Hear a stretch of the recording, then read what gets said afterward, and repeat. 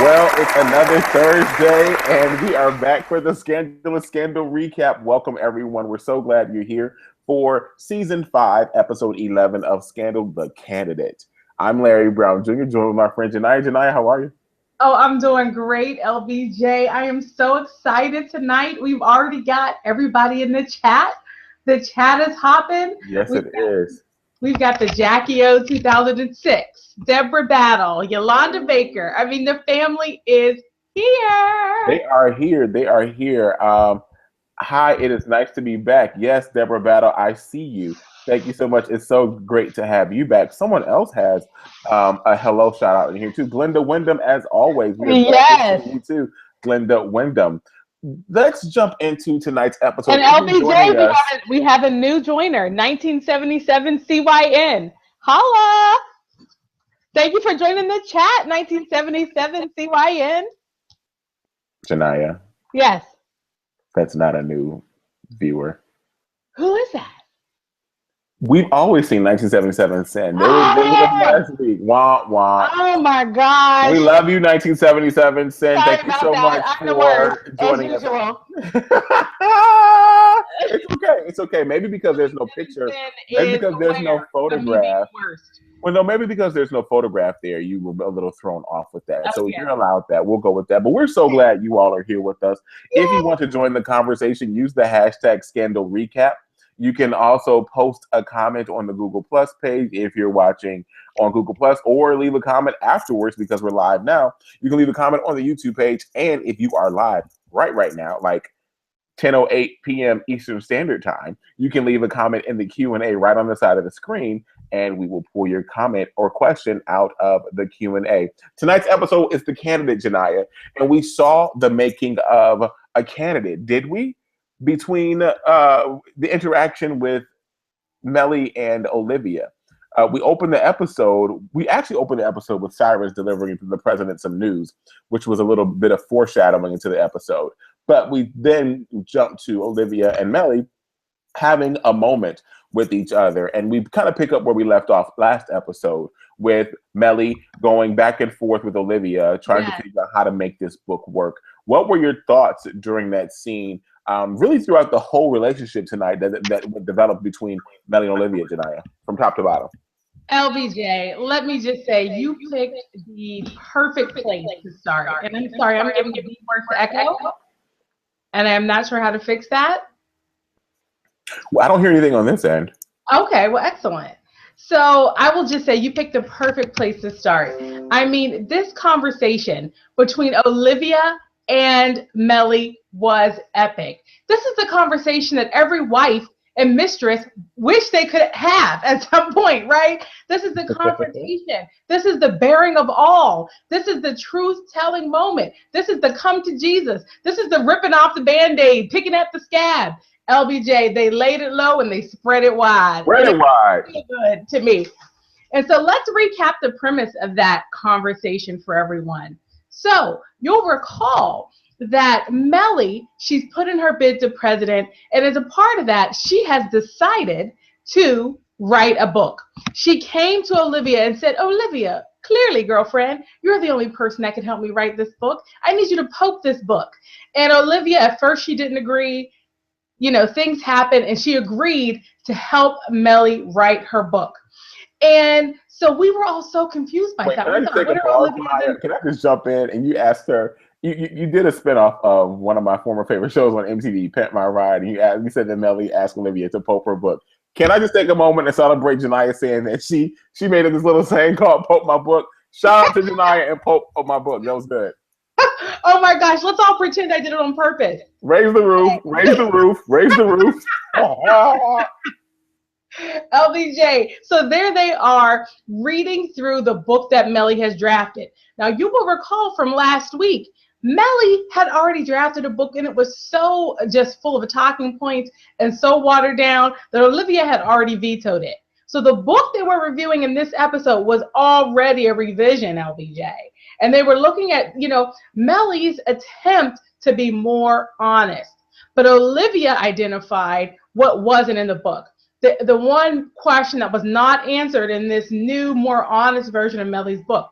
She said, Mellie, you didn't answer the question that everyone wants to know. Why? Why, when you discovered that your husband, the president of the the leader of the free world, the president of the United States, when you discovered he had a mistress, why did you stay? And LBJ, that became the theme of their conversations and the theme of their approach to this book for the remainder of the episode. And Absolutely. LBJ, it was so good to me because by the end, and let me say, there was screaming, there was crying, there was hooch drinking. Mellie had hooch, random bottles of her daddy's hooch in her purse. Oh, yes. And LBJ, at the end of it, there were a few truths that were bared, and I cannot wait, LBJ, to see what the people in the chat are saying about this moment. We have to go to the chat on this. There were a few truths that were bared. Number one, Mellie finally had her opportunity to say, hey, girlfriend, you weren't anything but a blip on his radar. I had 23 years with Fitz. Don't overthink your significance in his life. And Olivia finally had the chance to say to Mellie, you know what? You were super nasty to me while this whole thing was going on. And you should be ashamed of that. Now, the real bottom line of all this conversation, LBJ, and I'm going to hand it back over to you, was the two of them really getting to the truth of why they stayed. Yeah. That. I think that was what I was going to ask you about, but you've covered so much of this conversation and really the development of this relationship with them to date on Scandal. But I really think that one of the cool things about why they stayed, I mean, Olivia said she stayed. Olivia, what did she say? She used Mellie as her out. That was her place. That was like her safe word. Mellie became her way of escape. And the same for Mellie. Mellie felt that as long as Olivia was there, she could one day have her chance, and not just have her chance with her husband, but moreover, have her chance in the Oval Office in the White House, or as Scandal's starting to call it now, the Oval. Have you noticed how they start to do this whole the Oval thing when they refer to the White House now, not call it the White House or the presidency, they call it the Oval. And then if you notice that when they're referring to some kind of the help moment with like Olivia and her dad, he always says the White House.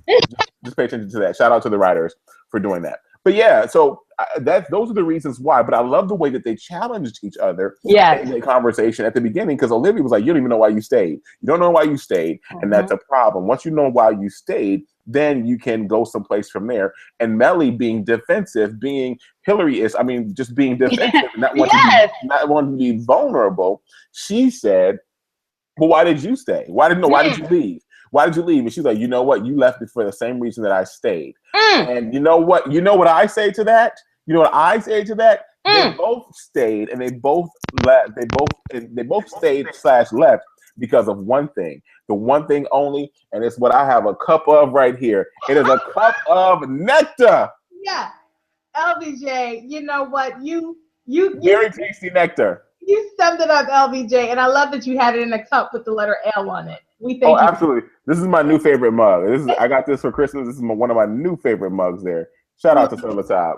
We love it. LBJ. So it's the nectar. It was, at the end of the day, it was Fitz. Yep. But one of the things that was so profound about these revelations is that in Mellie's case, not in Mellie's case, nor in Olivia's case, was it the love of Fitz. Right. It was not the relationship. It was not, he's mine, not yours. Did anybody else think of Brandy when they were talking? Was that just me? Hashtag baby. Wait, let's do it. Let's do it real quick. So, not yours, but mine. Not yours, but mine. Not yours, but mine. The word. Okay. You have to be like, she said, but. I'm trying to remember the words to it. Oh, man. I love that song because it really just displayed how much Monica is a better singer than Brandy. Uh-oh. We're not gonna open that. Don't do that. I used to be Team Monica until Brandy came and shut the game down with bathroom banging. But we won't go there. We're talking about Scandal now. Okay, we're gonna have another chat and really go to the bottom of this because that is not the case. All right. Anyway, so LBJ, we are watching Olivia and Mellie both realize that it was not for the love of Fitz. Right. About the way that he was, what he was representing in their lives. Exactly. And by the end of this, Mellie had come to the revelation that the whole reason that she tolerated Olivia in her situation was that it was working for her. She had lost herself somewhere over the course of that marriage, that 23-year relationship. And we saw some of that, LBJ. We saw the rape that occurred early on in their marriage, where Mellie was taken advantage of by Fitz's father. We saw the deterioration of their relationship, and we saw them move from being genuine people to artificial people. So we saw that, and Mellie had lost herself. And she said, somehow, Olivia, you distracting Fitz allowed me to focus on who I wanted to be and to become myself again. And because of that, there was utility. You served a purpose in my life. And then Olivia says the same thing back, LBJ. She says, you served a purpose for me as well. Because as long as you were with Fitz, I didn't have to choose him. You know, he was not available. And LBJ, that was a moment that someone needs to make a little clip out of and put it on Facebook, where Olivia finally says it out loud. I choose men that are unavailable. Yes, very good. One of the things I want to definitely bring out, though, Janiyah, is something that you said, is that Mellie came to the realization that Mellie and Olivia loved the fact, they loved what Fitz represented to them. But when it was reduced to the lowest common denominator, Olivia brought out the fact that Mellie needed to understand and realize that it was not what they thought Fitz represented. It was what she believed he represented. And she believed that he represented power. She believed that he was the gatekeeper. And once Olivia pulled out these nuances and these nuggets of her political career as the first lady, she began to show her that no, what you thought he represented, you actually possessed, and you need to walk into your year of yes, Shonda Rhimes' new book, go in and figure out what it is that you're going to tell the public, because you, ma'am, have everything that you possessed, that you needed to be successful, and all that you endured in the public, and all that you endured for politics as well as for your personal life. I thought that was wonderful. That was wonderful, LBJ, and I'm so happy you didn't let us miss that, because at the end of the day, this was a story of liberation. Yes. So we have watched Mellie and Olivia be oppressed. We have watched them be the victims of their own poor decisions over and over and over again. And this moment was a moment of victory. This was a moment of revelation. This was a moment of clarity. This was their opportunity to understand that, you know what? They really, truly have overcome that situation. So that's the point now, LBJ, where they can start to talk about it as past tense. Don't start talking about overcoming in February now. You know, you'll get me started when you talk about overcoming in February. Give us a couple bars, LBJ. Give us a couple bars. We shall overcome. Thank you for that. That's the old Deacon version of it. That was beautiful. That was the senior minister. Yes, the senior choir. That was. But listen, I love the fact too that we got to see tonight. We got to see the return of drunk Mellie. And one of the things that we love about Mellie is that she can turn into we love all these facets of Mellie. Tonight, drunk Mellie returned. And I was just like, you know, when I saw that mason jar with the clear liquid come out, I was like, oh, skit, here comes the hooch. The hooch is back. The hooch is here. That's Mellie's nectar, right? Like, nobody else plays with nectar like that but Mellie. Mellie is the hooch drinker. Like, she will drink you under the table, literally, like, boop. LBJ, Deborah Battle said Mellie keeps herself some hooch. Keeps it. Mellie, yes. Mellie keeps some hooch. You are so right, Deborah Battle. So good. The hooch. I was just like Deborah Battle and Janiyah. I was just like, when she said, so when she offered it to Olivia, Olivia was like, I said, ooh, that hooch packs a bite. That hooch packs a real bite. But then they finished it and they got a little tip off of it. And then what does Mellie say? You want some more? I got some more. I'm like, do you have a Mary Poppins bag of hooch, of mason jars in your purse? Like, what is this that you have going on, Bellamy Young? Point of clarification, point of order. Mellie didn't offer additional hooch when the first bottle finished. Olivia asked for it. That's right, yes. She's like, got some more. Right. Please tell me you got some more. Yes, right. Tell me you got some. And she went and got it. I'm just like, who travels with? She's like, oh, I've got hooch, I've got soup, I've got this, I've got that, I've got a phone, I've got a this, I've got a gift. I'm like, she's got everything in that bag. It's crazy. Yes. And you know what? I will just say, if there's one thing, Albie, and I would love to hear your opinion on this.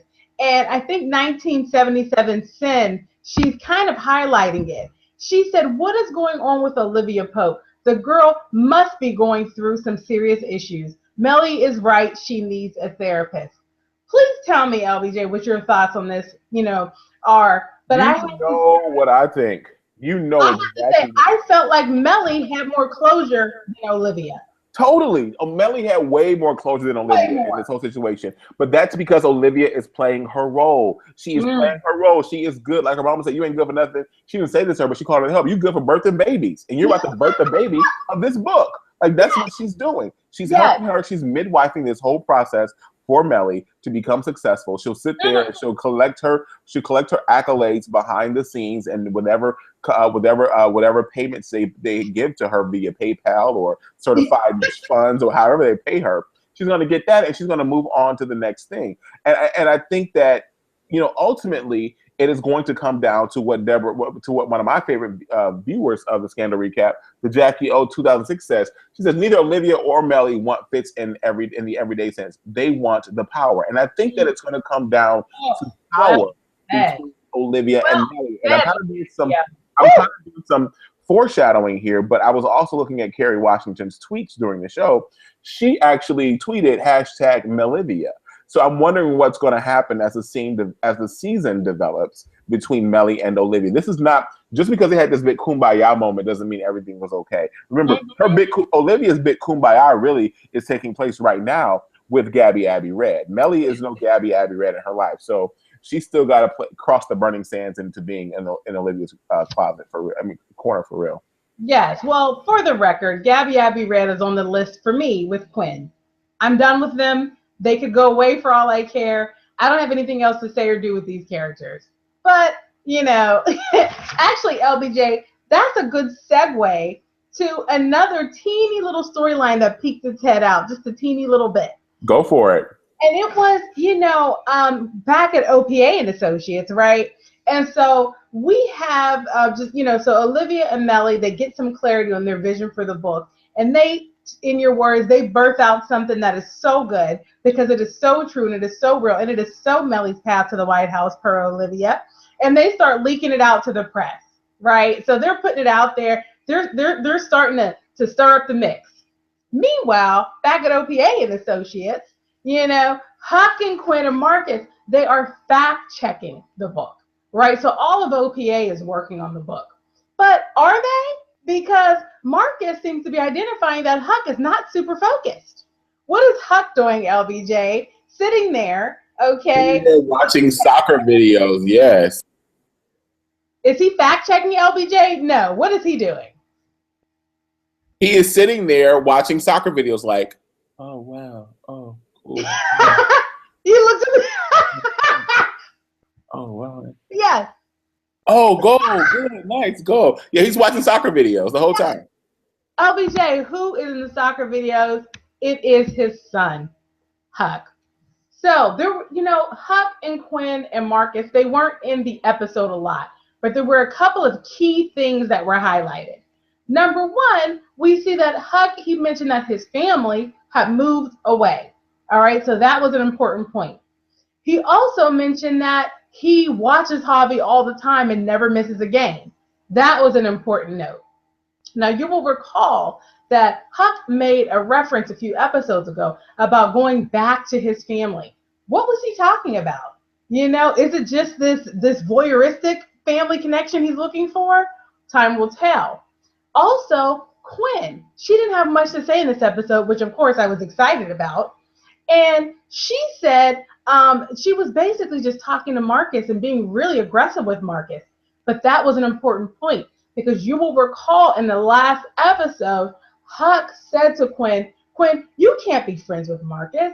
You have to draw the line. He's too good. He's too normal. We're crazy. He can't be our friend. Okay. And so we see Quinn going ahead and taking Huck's advice and being rude to Marcus. Now, what is Marcus? Once again, Marcus, again, hashtag future boyfriend. I'm still here for you whenever you're ready. Marcus is walking around. All he wants is a friend at OPA and Associates. He's trying to talk to Quinn. He's trying to talk to Huck. No one's giving him the time of day. He's just trying to do his job. He's trying to fact check the book. Nobody's being helpful to Marcus. And so, anyway, so it was interesting. I think we needed to see this dynamic and how it's starting to shape up between Huck and Quinn and Marcus. Will Huck and Marcus actually bond a little? It's possible. You know, at the very end there, they had an interaction where Marcus was kind of, understanding where Huck was coming from in terms of his longing for his family. And that might have opened up a space for a relationship with them. Yeah, So you're right. A couple of nuggets. It was, and although the interaction between the gladiators at OPA and Associates were brief tonight, I think I agree with you 100%. It was very key to the storyline. You said it already, and it bears no need to repeat. But let me just shout out, Janiyah, the fact that the character that you love to hate and I love to love, Quinn. Yes, Quinn. Quinn was there, and Quinn held strong to her tie, her fraternal ties of B613 with Huck and being different. And she tried not to give in to Marcus when Marcus tried to come and kind of like indirectly chin check her on fact checking and being a little lazy on the facts. So shout out to her for trying to hold true.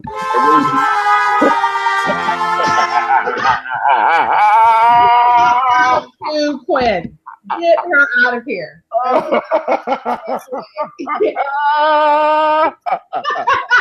To me, her job can be done by an unpaid intern. Oh, okay? Gosh, whatever. High school intern. Okay, that's what Quinn is to me. And anyway, I'm done with her. But seriously, I think that we're going to see OPA and Associates really gladiate some stuff by the time the season is over. And however the chips fall is going to be told based on the way that these people interact with each other. And they got some kind of weird thing going on. Like Marcus is kind of trying to, emerge as the alpha gladiator. And Quinn may not want that. And so it's going to be Huck may be like, oh, come on, Quinn, give him a try. Like he fights for his rights. He fights for this. He got me to see my son. I got to do this. I got to do that. Like, we can totally see a scene. Couldn't you see a scene like that? Absolutely. I could because again, we're fighting to keep all of these characters relevant. So yes, I could see that. And speaking of development, Jackie O 2006 says, WTF, Olivia, every time you see Jake, your damn clothes fall off. Get a grip, lady. You're looking mighty shady. Yes. Seriously. Then, everybody is talking about Olivia and Jake in the Q&A. We should go for it right now. LBJ, we need to get there. I'll tee it up and let's go to the Q. Let's go to the chat, LBJ. Because so what do we see? Before we get to what happened in tonight's episode, let's just rewind it just a smidgen here. Okay? Olivia, in the last episode, she discovers that Jake has masterminded a plan in cahoots with her father, to essentially become the right-hand man to Fitz. Let's call it thing a thing, Janiyah. No, she also learns that Jake is her god brother, or in fact, maybe not her god brother. I venture to say that Jake is her Pope brother, or Jake is her power brother. Mm-hmm. He's her power brother. Oh, LBJ. If there's one thing that's thicker than blood, thicker than water, and thicker than the nectar, it is power. It's that power, Almighty P. Yes, and LBJ, I would say you're right. That is her power brother, because who is holding them two together? Who is holding the two together? It is power. It is the man himself. It is Eli Rowan Pope. Yes. The last time we saw Jake and Olivia was about to scrape his eyeballs out. frankly, I would have done it. But fast forward to this episode, LBJ, somehow she has compartmentalized all of this enough and taken her white hat off far enough, LBJ, that she is allowing that man into her space. And not just for coffee, LBJ. They didn't have a sip of red wine and eat some popcorn on the new couch. No, LBJ. They were literally getting down. Okay? Yes. And Jake even has the nerve to kind of turn to her, and he's just so smug and just makes me so sick. He turns to her after they've had sex, they left, and he says, I'm so happy you've been able to get past, the fact that I'm the worst ever. And, this won't be the last time we're together. And Olivia's like, yes, it will. And he's like, no, it won't. He's so smug, and he's so, he is his father's son. I'm so glad you all are seeing Jake for who he really is. The king of come up. Jake is king opportunistic. King opportunity. He is totally into everything. He's totally into everything involved with power. And I want to say that, again, the nectar factor reigns true. I got to take a sip of the nectar just for a moment. The nectar factor reigns true because Jake and Olivia are just like two people working in a juice factory. They're like slow masticating juices. Like they are pressing that nectar out so much so that it's becoming routine, like people who work at a local juice bar. I mean, he shows up to the door, he walks down the hallway to the bedroom, he's undressing, she's walking down the hallway with the shoulders, and she's doing her thing, and he goes in, and then we see the shadows go onto the bed, and we know what happens, and they do the adult thing. And while they're doing the adult thing for the nectar, I'm just like, these people have problems. This is a problem. Like Olivia is oversexed. She is oversexed, and that is something wrong. Like there's something wrong with that. Like she's using this as an outlet for something else, and we need to identify what that something else is with her. She needs a mentor. You asked what I thought about Mellie saying Olivia needs a therapist. Yes, Olivia needs a therapist. I've said this over and over and over again. She needs a mentor. She needs to sit at someone's feet and let them love on her and hug on her and make her feel well. She is not well. Her father is not cutting it. Where is her mama? Yeah. We need a strong black woman to stand up in her life. A strong black woman. Where is the lady from 227? What was her name? Marla Gibbs. Where are you? LBJ, I think Deborah Battle summed it up in the chat. She said Jake hit the door and Olivia's clothes hit the floor. Hashtag too much. Too much. Deborah, it's so good because it rhymes. I love it. I love it. It's really crazy because we see all of this taking place, and what's crazy is that it's going to have an effect on all the players involved. And you know who I think is so far removed from the entire situation tonight when it's all said and done? Who? It's Jake. Jake is far removed from the situation. And remember, he was way attached in the beginning. Olivia was just like, I can saunter off. And goes, you can go think about standing in the sun while I go saunter off with Fitz. I'm going to drink my wine and saunter with Fitz. I'm going to be with Fitz. And then let's not forget old Russell, who Daddy sent along. Remember Russell? Russell came up. And so he's like, my girl's banging all these people. I'm hurt. And then his wife came back along, and she's like, "Oh, I'm still sauntering along. You gonna think about standing in the sun?" And now he's walking down the hall sauntering along with his shirt, and she's about to be caught up and wrapped up and tangled up in something vicious. Mark my words, Olivia is about to get caught up in the next. It really is.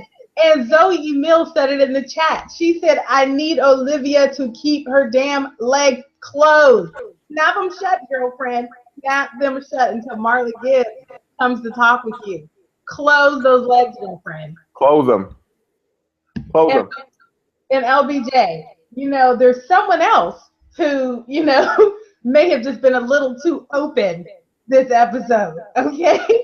Hello. It's very clear. Like seriously, Kimmy J is the one who called it out tonight. She says in the Q&A, she says Olivia with Mellie. We dealt with that. Cyrus finding a new candidate. We need to talk about that. And then she says Fitz got a new boo. This too much. That has to be what you're talking about. LBJ, it's so good to me right now. So let's frame this one up. All right. So there is this revelation that Cyrus has been having over the last couple of episodes. And it's that, guess what? He is not at Fitz's right hand anymore. He really is no longer in the loop, okay? And we've been watching him really come to that conclusion over and over again. He had yet another moment this episode that brought him to that conclusion. And that was Fitz, choosing Gabby Abby over him. There was a reporter who wanted to come. Her name was Ho McHopants. No.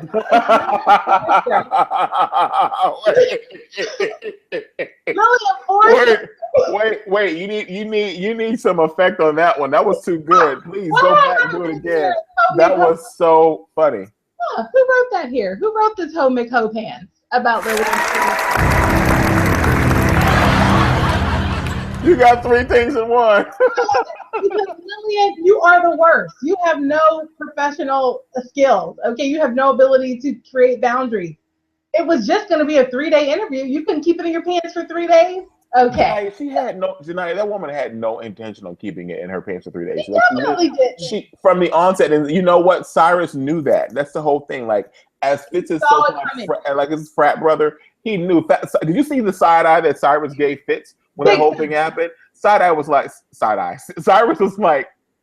wait a minute, bro. Like, I'm not going to give you a secret fraternal handshake right now because you're shaming me right now. I don't know what's going on here, but I don't like it. LBJ, please let us call him Side-Eye Cyrus. Because Side. Yes. So, Side-Eye is saying to Fitz, listen, Lillian Forrester wants to come and do an interview with you. She's up to no good. Don't do it. And Gabby Abby, she's there once again by the book.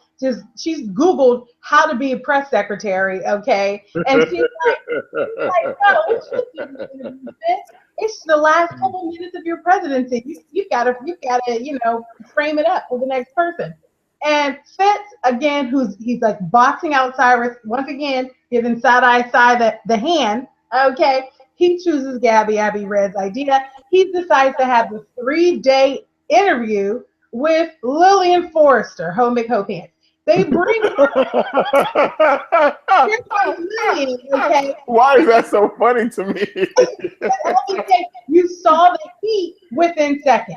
Yes. Okay. She walks in, I've interviewed Putin, yada, yada, yada. Look, I'm so super awesome. Meanwhile, all she's doing is giving it to him. And women, we know how to do it. You don't have to be just like a slut to give it to him. And that's exactly what she was doing, LBJ. She was sending all of her nectar waves out right at Fitz. And Fitz, as usual, Fitz, you don't know who to trust, okay? That was Fitz. Wow, look at her. She's so beautiful. Look at her. Oh my gosh. He was so caught up in the game, LBJ, with these random hearts above his head, okay, that he can't even see that you are being targeted, Fitz. LBJ, I have to know what you think, Okay, so just to finish the story real quick. So basically, long story short, Lillian basically can't even interview him because she's just, oh my God. You just were answering my question and I couldn't even listen because I'm just having such a huge crush on you. And then Fitz goes, I'm Mr. Flickington. Well, of course, and I have a crush on you too. Let's not do this interview. Let's just hang out and go to dinner. So LBJ, interviews out the window. The two of them are, acknowledging their mutual attraction, okay? LBJ, here's my theory on this, and we have to go to the chat. I don't think she can be trusted. She probably slept with Putin. I don't like her. I don't like her coming in here talking to Fitz. I don't like her getting all close with him. I think that everything they share is going to end up being on the record, and I think she's going to publish something. And this whole thing is going to be her using it. Well, I agree with you 100%, Janiyah. I do not trust Ho McHopants at all. That's what her new name is. Although her name is Lillian or Lily. We're going to call her Ho McHopants. Ho McHopants. That is the funniest thing I think that you said the second side of this 5th season of Scandal. Ho McHopants is so funny to me. And we're only 2 episodes into the second half of the 5th season. So I think that Ho McHopants is definitely a setup. Remember, Big time. Side-Eye and Gabby Abby Red are not on their game right now. Side-Eye is done. He's like, I told you, you're work wife now. I can't do this. I don't do this anymore. You're the work wife. You figure this out. Gabby Abby Red does not really know. As the press secretary, you'd think that she'd have some kind of interns or other associates working or some advisors working on her staff to say, yeah, she's good, like to do the vetting. Yeah. And the girl might have made it through there.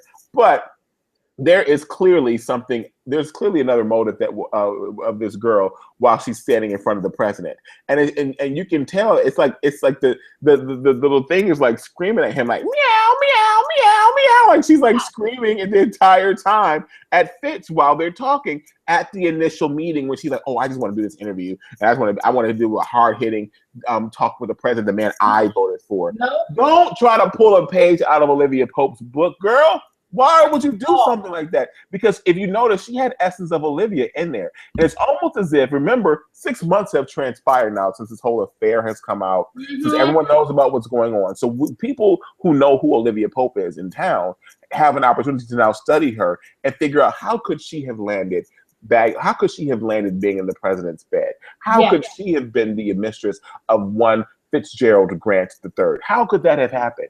And so as a journalist, as the hard-hitting investigative journalist she is, she probably researched Olivia Pope to figure some things out and went forth to pursue the president. And so I think that you're right. We're going to see her come out as some kind of strumpet that's been placed in front of the president to distract him in these last days of his presidency. And, absolutely. She's this is now Real Housewives of the Oval. Okay. Very good. Yes. Just one of those cheeky chicks, okay, from a Housewives episode, sidling up to the man of power because of her own little motive. You cannot be trusted, Lillian, okay? We've got our eyes on you, all right? And I'm going to tell you this, girlfriend. If I have the opportunity to talk to Fitz and tell him what you're up to, I'm going to do it, all right? So she's on notice. She's on notice, LBJ. I will say it makes me nervous, though. Like, he's only got a few more months, mind you. Did you notice when Side-Eye was talking to Fitz in the pep talk, trying to get him to make some decisions in these last days of his presidency? He was like, come November, you're gonna get an eviction notice. Come January 20th, you're gonna have to move out, and like that's it. And he was like, it's not January 20th yet. Like, today is, and he left the day like real oblivious. Like, we don't know what time we're really in Scandal land. Did you notice that at all? But it makes me nervous because Fitz has had so much go down in these last months of his presidency. It's going to be a terrible legacy. It's almost going to be the tearing down of a legacy, as Felicia Rashad called it last year at the BET Honors. This is the tearing down of a legacy.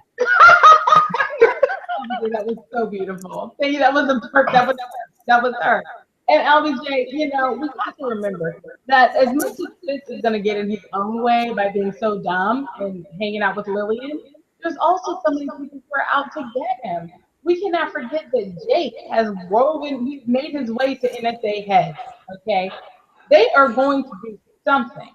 We don't know what it is, but there's going to be some kind of stuff, and you better believe it's going to undermine Fitz, okay? We know that, all right? And, people in the chat are talking about Jake. Yes. Sweet. When Jake became head of B613, Fitz called him and said that he and Jake will be doing great things together. Fast forward, Jake and Fitz on the balcony, and then Jake kills Billy and becomes NSA head. Who is Fitz really? It's so good. It is so good. I mean, I just feel like this relationship and the Jackie O 2006 called him Jake the Snake, because that's exactly what he is. He cannot be trusted, okay?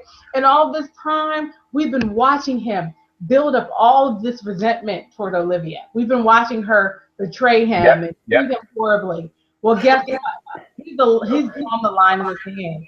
It's gonna turn out really bad for Olivia, and this is what makes me nervous because her father has warned her. Her father has warned her. He's spoken. Should he speak twice to you, Olivia? He spoke thrice to you, Olivia, and he told you that you need to come on the side of what's right. She needs to side up with her father and Jake right now. And if she doesn't do that, it's going to bite her. It's going to bite her really, really hard. You know why? Olivia bears Olivia has the potential to become the outcast in this entire situation because Jake is going to win because Jake could be the heir apparent of Rowan Pope while Rowan Pope still has power over the power, if you will. Absolutely. And Olivia is not going to be cut into that deal. She will be Olivia the daughter who will have to sit at daddy's table and sip wine and say, why? And while he says, why did you not do what I told you to do? Well, you know what? The strange thing is, though, LBJ, she did kind of do what he told her to do.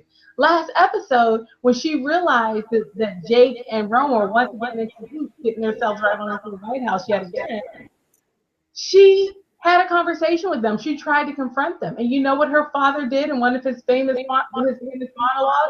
He said, girl, do what I raised you and go get you some power. Yep. After that conversation, that Olivia decided to work with Mellie on the book. We can't forget that. Olivia, right now, that white hat is not on her head. It is not on the closet. It's over in the corner. She has thrown it over into the corner. It's collecting dust, okay? Because she's going after power, doing exactly what her father told her. And LBJ is watching Rowan and Jake once again create something that could be like B613. Copy light and sweet in the chat. He's like, got a question, folks. Please bear with me. Who is running B613 right now? Rowan was removed, and Jake is no longer at the helm. Any thoughts? What happened? Yolanda Baker clarified it for us. B613 was supposedly dismantled when Olivia, David Rosen, and the gang exposed it and had Papa Pope Jeff. Yeah. But really, I think he is a mole just about to be released. And I agree with you, Yolanda Baker. B613 would really be dismantled. We said this before we went to the mid-season break tonight. We talked about this entire B613 moment, right? We talked about how B613 really is not going anywhere because power is still in control. Rowan is still running things. Remember, they tried to take Rowan out. Rowan was like, you thought I didn't know that they were coming to kill me? I knew they were coming to kill me. Do you know who I am? Like, he went to that whole monologue. And you know, I was like, Merry Christmas to me because Rowan Pope just delivered something epic to me, and I love it. And again, we see that there is something again, like she said, there's a mole waiting to be awakened, and I don't know who the mole is going to stir everything up. To me, Jake is the obvious person, but I would love for someone to be waiting in the wings to step in, like, haha, you've seen me all these episodes, and you didn't know it was me. But guess what? It's me. That's what I really want to happen. I want something like that to happen this season. Right, you want it to be Marcus, the least expected, right? Like some random. It would be good if it was Marcus. It would be very good if it was Marcus. But see, Marcus, I need Marcus to take a step into the. I need him to do what they did in Dreamgirls. Step into the bad side. Gonna take a mean ride. Step into the bad side. He's gonna do the bad side the whole time. That's what I need him to do. Because that is going to prove him to be about that life in OPA. Like, and once he has that hashtag about that life moment, then Marcus will be on the same level as Quinn and Huck, as I've said before in our conversations. Well, LBJ, Zoe Emile in the chat, she's actually got a theory on it. First of all, she was breaking my heart because first she said, Janiyah, you know, Quinn always saves the day, hashtag Team Quinn. Zoe, you know I love you. Thank you for being the only person in Q&A that rides with me with Quinn. Thank you, Zoe. Email. Shout out to Howard. Our friendship, I believe, can overcome your support of Quinn, because I'm committed to you, and I feel that if we can work through this Quinn thing, we can continue our friendship. But she makes a prediction. She said that she thinks Marcus is going to come out to be a hero this episode, this season rather, in some way. And I have to say, the fact that he's had so little contribution to this point, I completely agree. There's got to be some reason they have this character there, and that reason has got to reveal itself soon. I agree. I think the whole Marcus thing remains to be seen, right? We've got a few layers to Marcus here. We know that he's an activist. We know that he does not bite his tongue. We know that he will ask the question that no one wants to ask. If you notice from his first episode and his first step into Scandalland, he asked questions over the mic, over the bullhorn about the death of that young man, about Brandon. Then he asked questions to Olivia Pope when she was poping out a situation that he was involved in. And he's like, wait, remember they had that moment in like the little vestibule of the building? And we were like, that's when I was like, he's going to be cast. He's going to be cast. He's coming back to the show because he made Olivia think. He challenged her in a way that she's not normally used to being challenged. And he has that power to do that. Yeah, it was that, but also my Twitter campaign. So I think that were the reasons that he came back. What's your hashtag for that again? Hashtag bring Marcus back. That's right, bring Marcus back. And we were successful, all three of us, in that Twitter campaign. But tell me this: do you think Cyrus is going to be successful in just breaking away from Fitz? Remember at the top of the episode, as I said, we saw some foreshadowing. He said, "I have to go. This is it. I have to leave." And then we saw at the end of the episode what he said he needed to do to leave the president's side. He said, "My cousin died. Random cousin died, Mr. President, and I have to go to my cousin's funeral." Are you trying to skip on the final exam, Cyrus? Are you really trying to skip on the final exam for your semester? Cyrus didn't go to a funeral. Cyrus went to a rally for a camp for Marco Rubio. I'm sorry, no, for a new candidate on Scandalous. The governor of Pennsylvania. Yes. What were your thoughts about that? Well, first of all, and I love the way 1977 Sin put it in the chat. She said, "Is Cy suicidal?" LBJ, when we first started seeing these flashes of Cy and we started watching him be rejected yet again by Fitz, it looked like he was going crazy. Okay, we knew he was going off to do something, but it did seem to me like he was suicidal or something. It's crazy. Only comes to find out that he's realizing that he still has fight left in him, but he doesn't have anywhere in Fitz's administration to direct that energy. He has nowhere to direct it. And so he's now scouting out the governor of Pennsylvania, who is a potential candidate for president. And so we see Cyrus there on the wing, getting all fired up, and we see that governor as raw talent. The moment that we see him, he's there really talking about an important education bill. And in doing so, he starts to talk about the legacy of his state and the importance of education. And frankly, LBJ, he was darn near teeing up a presidential platform. And so it was beautiful. Cyrus was there, and it was an opportunity for us to start to figure out who's going to be running. Mellie's going to be running, okay, with Olivia essentially as her campaign manager. We now know that this governor from Pennsylvania will probably be running with Cyrus as his campaign manager. And we learned, LBJ, of a third candidate. And I'm so happy we're saving this storyline for last tonight, LBJ. Oh, yes. Because I just need some sort of LBJ impression of Susan Ross as we go through this story. Yes. Deborah Battle brings it out, Janiyah. She says, we saw the making of 3 candidates tonight. And tonight's episode is indeed called The Candidate. And I love that we saw, Deborah, we saw the making of 3 candidates tonight. Yeah. Let's take it back to kindergarten. Who are the 3 candidates that we saw the making of tonight, class? We saw Governor of Pennsylvania. You're the class, Janiyah. I'm the teacher. You're supposed to say the 3 people and end with Susan. Who are the 3 candidates that we saw the making of tonight, class? Governor of Pennsylvania. Yes. Mellie Fitzgerald. Yes. And Susan Ross. Exactly. We saw Susan Ross. Congrats. Give yourselves a hand, class. Right. So Susan Ross. Susan Ross was the target in this episode initially by Lizzie Bear DeGeneres. DeGeneres approaches David Rosen and is like, look, you got to go. I know she's got the hots for you. You may not know it, but as a woman, I know this. She's got the hots for you. She likes you. You got to make her like you even more, and you got to use her liking you to get me into the White House. You got to convince her to run for president. Dave Rosen was like, huh? What do you mean?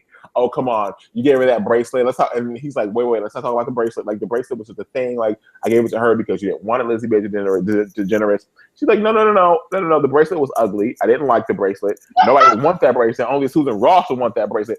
And I feel like she even said, like, no, that was later. So she was like, yeah, I didn't want that. It was ugly. And go make her become president. Use your swag and go swag on her and make her want to run for president. What she said specifically, LBJ, is that Muppet is in love with you. So that's what I was getting. Yes, she called her a Muppet. She said that Muppet was in love with you. I was like, oh, low blow. She called her a Muppet. People take great offense when you call them a Muppet. FYI, if you call someone a Muppet on social media or in person, people take great offense when you call them a Muppet because they never know which Muppet you're talking about. Jim Henson did a wonderful thing in creating all those shades and beautiful looking Muppets, but people don't like to call them a Muppet. Know which Muppet she is. It's Elmo. Okay. She's clearly the one that's running around laughing for no reason like a crazy person. So it's clear. Elmo wasn't considered a Muppet, though, Janiyah. Yes, he was. Okay. Oh, yeah. Everybody on Sesame Street is a Muppet. Oh, I guess so, yeah. But they're not like... Now you're I may not know pop culture. I know Sesame Street. This is a whole new thing. I forgot you're from Pittsburgh, and they take Sesame Street to Pittsburgh, and you probably auditioned to be on Sesame Street, but they never picked you to be on Sesame Street, right? You want to be one of the kids with the Children's Television Workshop, CTW. Workshop. That's so funny. It's so good because when at the end of the fall, at the fall finale, when we realized that Liz became aware of the fact that the Muppet was in love with David, we thought that perhaps she was jealous. No, She discovered a new opportunity for power play. Strategy. It was a way to manipulate the game. And what did David Rosen do? He took that bait and he went to deal with Susan Ross. And I believed it because, you know why I believed it? A part of me believes that David Rosen has a heart. And David Rosen, we learned at the beginning of this show, has a heart. Zoe Emile says, I really don't want David Rosen to hurt Susan. Zoe, I don't think that he's going to hurt Susan. I really feel that Susan is very delicate, but Susan's also very wise. Mm-hmm. Susan proved tonight that she was wise. So all that transpired with David Rosen leading up to working with, getting over with Susan Ross, he actually invited her out on a date. And this is the moment that I would like to reenact, okay? So, Janiyah, I would like you to be David Rosen, walking into Susan Ross's office, and let's play out the scene of David Rosen asking Susan Ross out on a date. All right. Janiyah and I have never rehearsed this, so this is a straight, like, improv, cold. Right. It's a cold improv. And begin. Hold on 1 second. I must get my prop. Okay. I can't. Wait, those are like real David Rosen glasses too. That's good. Okay. I want to take mine off to be Susan Ross. Go ahead. Perfect. That's good. Okay. And I want to let you know I have contacts in and now also my glasses. And so it's blurred. And I'm like, I want to squint at the screen because I can't see a thing. Go ahead. Perfect. Just like David Rosen, because he is what? Blind to the world, blind by nectar. Okay. Here I am walking into the office now. And scene open. So, Susan, what are you doing this evening? Can I take you out? Susan? Me? I don't know what you mean. Can I take you out? Again, like, I don't know what you mean. Can I take you to get something to eat? Well, if you want to take me to get something to eat, you should have just said that. Like, if you want to get dinner, if you want to get lunch, I mean, like, right now it's time for brunch. I mean, like, what do you want to do? Like, I mean, I still don't know what you mean. You should just say what you mean. I want to take you out on a romantic outing. Well, why didn't you just say that you want me? Oh, excuse me. Well, why would you want me to go on a romantic outing with you? I mean, where would you take me? I don't know where you would take me. Where would you take me? LBJ, she was the absolute worst. She was, and it was like she kept doing all these like semi-rhetorical questions to this man, and he's like trying to like Like, look, girl, come and go on this date with me and let's make this thing a thing, but you don't want to do it. And so she's like, okay, well, again, I don't know what you mean. No, you know what he means. He wants to go out with you. You want to hear him say, oh, I want to go on a date with you so you can do the quiver. You can't do the quiver yet, Susan Ross, because he has not caused you to quiver. You have to earn the quiver. Earn the quiver. Earn the quiver. Earn the quiver. But let me just say that I love the fact that after they took away every place that she's already been, David Rosen was like, you know what? Let me keep this thing simple. And he said, you ever had some freedom? You like French fries? And she was like, oh, like her fat girl came out. She was like, oh, like French fries. Just like Elmo would do. Right, like Elmo's where, Elmo's where, Elmo's where. These are my Muppet hands. Elmo's where, Elmo's where. You know how the Muppets have the little sticks? They have little sticks under their eyes, huh? You have to do an awkward neck with the hands. Oh yes, okay. Here it is. Elmo's where, Elmo's where, Elmo's where, Elmo's where.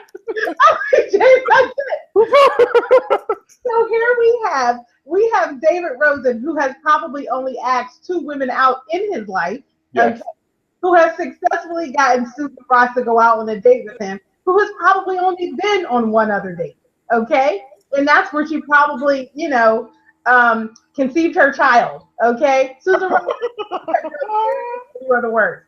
But can I just take a pause though? Like what I was going to say though is I want to take a foodie moment here and stand and celebrate the fact that we finally got a chance to see Gettysburger on Scandal tonight. Out of all the business to Gettysburger, we finally see what Gettysburger looks like, and I want a Gettysburger. I really want a Gettysburger. LBJ, let me just say I was also so excited to see Gettysburger. Oh yes! Oh yes! So good.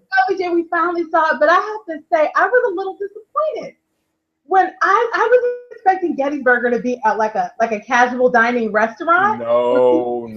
Gettysburger, Janiyah, the fact that they come back with white bags, white unmarked bags, that is a greasy spoon. It's a fast food chain.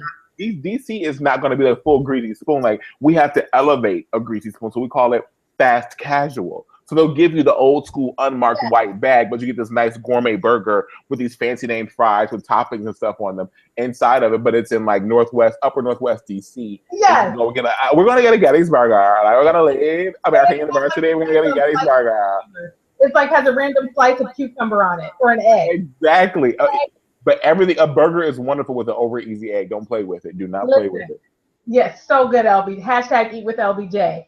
Help, find it. Check Instagram, Eat with LBJ. Shout out. Shout out. Listen, so they have shut down this Gettysburger presidential style, okay? And we are wondering if David can do it. And finally, in 1977, Sin says, David Rosen and Susan, OMG, what the heck? We didn't want to be able to do it. But guess what? We saw it happen. David Rosen successfully used his nectar to manipulate Susan Ross into running for president. He did. And he's giving her all the logical reasons. And he's saying, listen, you're the vice president. You have enough, you're very smart. You can win. And she says, listen, honey, I know that I can't win. I know that I'm only in this role because Mellie didn't see me as a threat. David leans in, and in the words of 1977 Sin, what the heck? He literally leans in, kisses her. Yeah, mouth. He kissed her in her mouth, Elvis. He gave her a good one, and then says, "You can win." Mm-hmm. And she believed it. Probably some of the best nectar execution we have seen. She wasn't the scarecrow. She wasn't the scarecrow who said you can't win. She became the confident crow, and she said, "I can win." Every day she was walking out of there on a high on what? The nectar. She found her papers. She is officially in the game. And who's celebrating? Well, I'll tell you who. Lizzie Bear DeGeneres. Absolutely. Sitting there, and she kisses David on the mouth. Then later, let's make ourselves the president. LBJ, did anyone in that moment have a flashback to that point earlier in the episode where Mellie and Cyrus? Yeah, exactly. Hashtag juxtaposition. Juxtaposition. Just a minute, for just a brief minute, Mellie and Cy were talking. You're right. And it's just long enough for them to have the exchange where they acknowledge that the two of them made Fitz the president. And now we see Lizzie Bear and David coming together to do the exact same thing. So Susan Ross would be Fitz, David would be Mellie, and Liz would be Cyrus. Hashtag, here we go again. Here we go again. I don't think it's going to happen. I think that David Rosen is going to be David Rosen. Cooler heads will prevail with David Rosen, and he will not jump into Lizzie Bear DeGeneres' ship.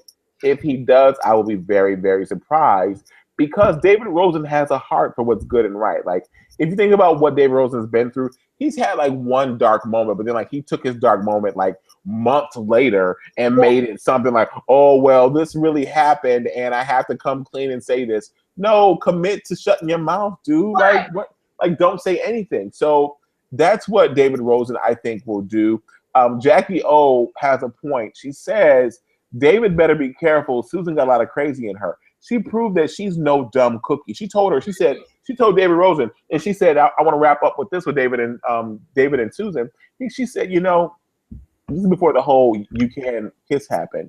She was like, do you know why she picked me to be, why I was picked to be the vice president? She picked me to be I was picked to be the vice president so that she could be the person, I could be the person that she could automatically beat to get into the White House when it was time to run.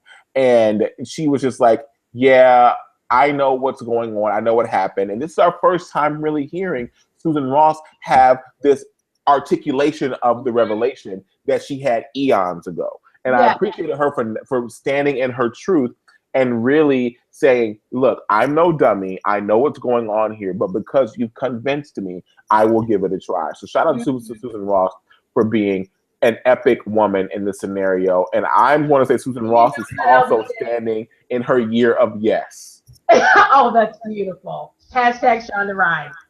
LBJ, that is exactly what Elmo does. Elmo teaches life lessons.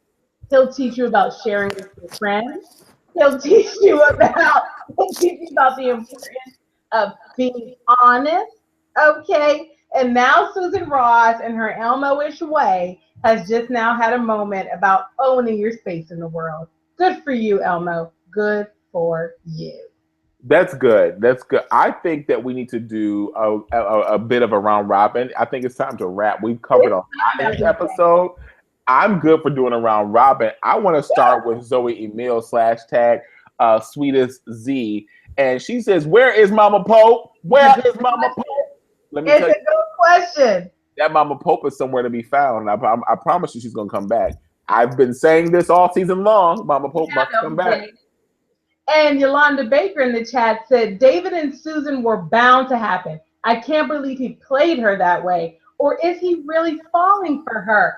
Thank you for saying it, Yolanda Baker. I think he's really going to catch feelings because he's going to be having these interactions with this virtuous, innocent Elmo and then this Oscar the Grouch over here of Lizzie Bear DeGeneres. Is he going to fall for her? Time will tell. Time will tell.